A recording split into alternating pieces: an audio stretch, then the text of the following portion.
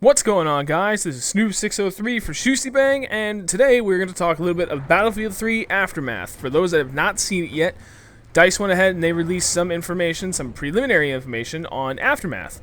So, I'll throw the link in there so you go to battlefield.com for anyone that has not been there to see it yet. But this is how they describe it. It's 4 urban maps, fight through damaged terrain, new game modes, and assignments. Now, keyword there, they say new game modes, and that's what I want to focus on first. But when you go down and you actually see the key features broken down, it just says new game mode. So already there's some confusion on my part. They say new game modes, but then at the bottom they say new game mode. So what is it? Are we getting one or are we getting multiple? I honestly really hope that we get multiple new game modes. It's one of the things that fakethriller and I had mentioned before. I think that's one of the reasons why Battlefield 3 isn't quite cutting it for me lately. I mean, I still have fun, but it could definitely be a lot more fun if we had more variety in game modes. I know some people tend to disagree with that, but me personally, I really honestly think this game could benefit from at least 2, maybe even 3 more game modes. And something, you know, completely 100% unique and different from everything else we already have. We have a couple of different iterations of Rush. We have several different, variations of Team Deathmatch. We've got 3 different forms of Conquest, and then Gunmaster. That's it. We basically only have 4 game modes. When you cut it down just to the basic level simplicity of what they are. But yeah, I'm curious to see what's gonna happen here. Like I said, I really hope it's more than one. But just at least having one is huge because that that's a 20% increase in game modes. Well, we'll see how it goes. Really, again, the thing I've already said, but is really important, it has to be completely unique. It can't be in any way similar to what's already available to us, or else it's not going to feel like a new game mode. It's just going to feel like a rehash of something we already have, and the newness of it is going to wear off within a couple of days, or a couple weeks, depending on how often you play. So one of the other key features they talk about is, well, actually, this is exactly what it says on the website. It's set amongst the shattered districts, streets, and surrounding villages of a post-earthquake Tehran. Battlefield 3 Aftermath depicts a continuing struggle for supremacy and survival amongst the devastation.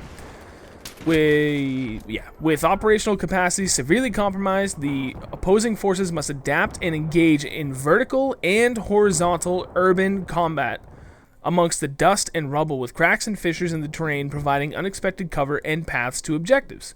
Additional support comes in the form of heavily modified troop transports and civilian vehicles specially adapted to deliver deadly force to the enemy. Now, one of the things that came up a little while ago, so far as modified troop transports, is someone got a hold of some of the coding via DICE. I'm not exactly sure how they did it, but you could see where it mentioned Black Hawk. This must be where we're potentially going to get a Black Hawk chopper, Black Hawk chopper of some sort, and that'll be our troop transport. It would be nice to see like another attack chopper of some sort, because those troop transports are boring as shit. No one really uses them like they're supposed to. I know when I get in them, what you're supposed to do is you just fly in circles around the objective. You try, you flare out when you need to when you're getting attacked, or you fly below radar and get behind cover to avoid any sort of enemy fire. But you're supposed to be a mobile spawn point. When you use that troop transport, when you say on No Shower Canals, when you're playing Rush, when you're attacking, that troop transport is awesome when you're trying to take out those first 2 objectives, because you act as that mobile spawn point. You just set to sit there and fly in circles. You can have one guy sitting, looking on the inside of your circle that you're tracking, and he can just lay down all sorts of cover fire and hopefully keep you alive, but not really pose a threat. You don't want to pose a threat as a troop transport. You just want to be there as a mobile spawn point. So you just want to be able to give all the teammates on your team an opportunity to spawn and drop down right on top of those objectives, and hopefully arm them and make a quick game of it. But you just don't see that often. I don't know what most people do. Like, every time I try and get one, kids are just flying around like a couple of fucktards. I don't get it. So, long story short, me personally, I'm kind of disappointed that we're not going to get another attack chopper, because that would be pretty sweet. Even if it's only available on certain maps, and then the Viper was available on other maps, so just to kind of add that variety. Like I've always said, variety is always a good thing. Now, the civilian vehicles specially adapted to deliver deadly force to the enemy. Not entirely sure what that means, but I'm really looking forward to it. I'm wondering if it's going to be some sort of tweaking to the quads or the 4x4s or the four-wheelers, whatever the hell you want to call them. I'm curious because they say civilian vehicles. Who knows? I'm not entirely sure, but I have a feeling it might have something to do with the quads, but we'll see. So, going down what they also say about key features. Urban warfare on 4 new maps. We've already covered that. Fight through the dust and rubble. Use the earthquake damaged terrain to your tactical advantage.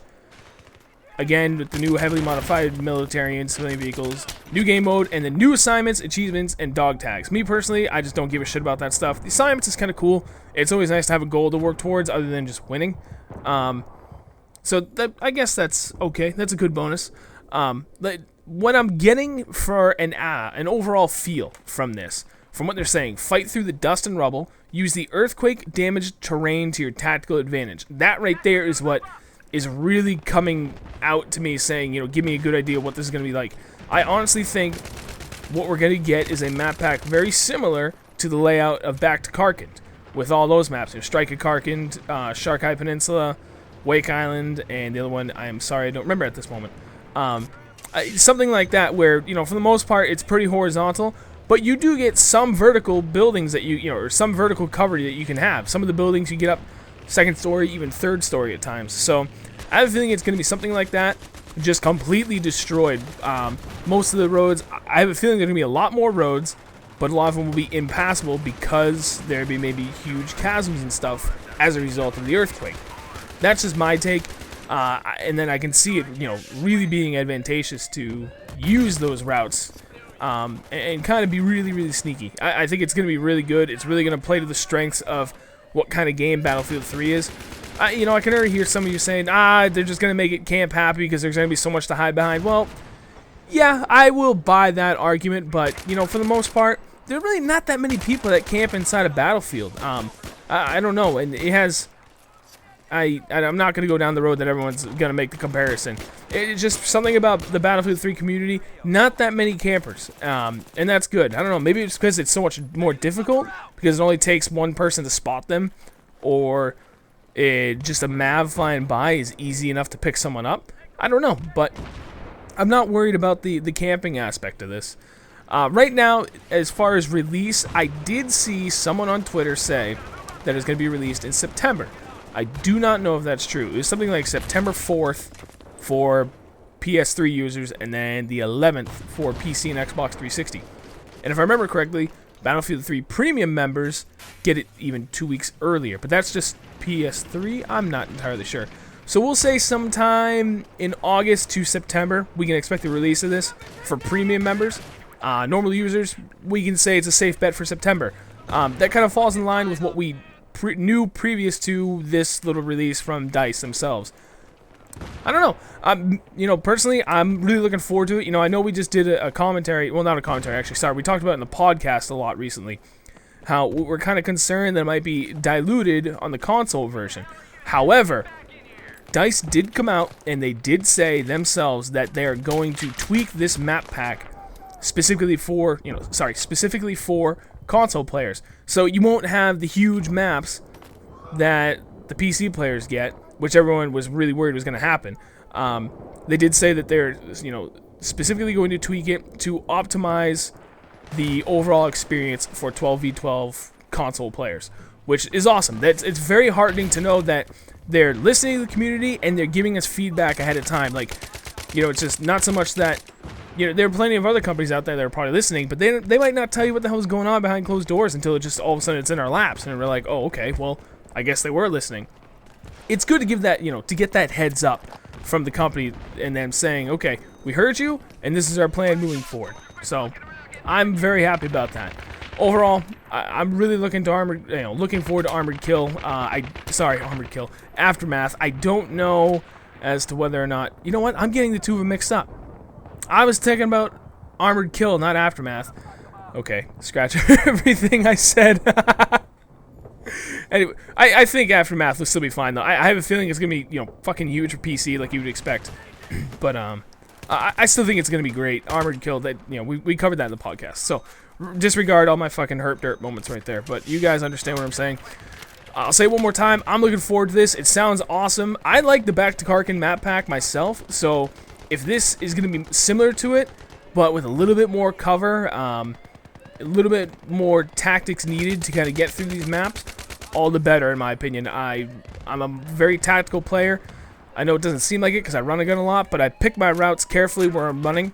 I think this is going to play to my strengths. I'm really going to be able to take advantage of the extra cover, get in behind players, and work my flanks really, really well. So, alright, that's going to wrap it up. Please, in the comments, let me know what you guys think of Armored Kill, or not Armored, see, I did it again, of Aftermath.